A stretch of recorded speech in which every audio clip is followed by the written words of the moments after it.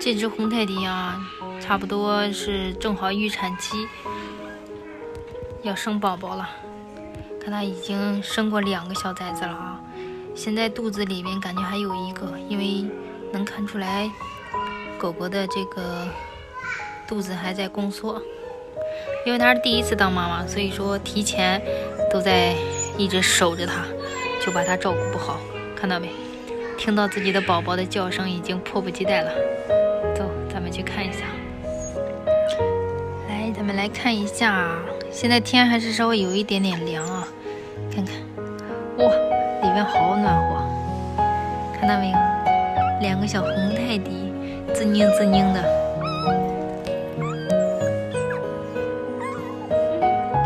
看那一只睡得多香，咱们来看一下。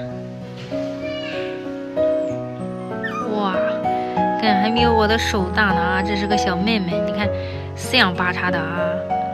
哎呦喂，小嘴巴也是粉粉的，不知道以后会长成什么样子。现在太小了，咱们再看看另外一只。你看这一只就比较安静了。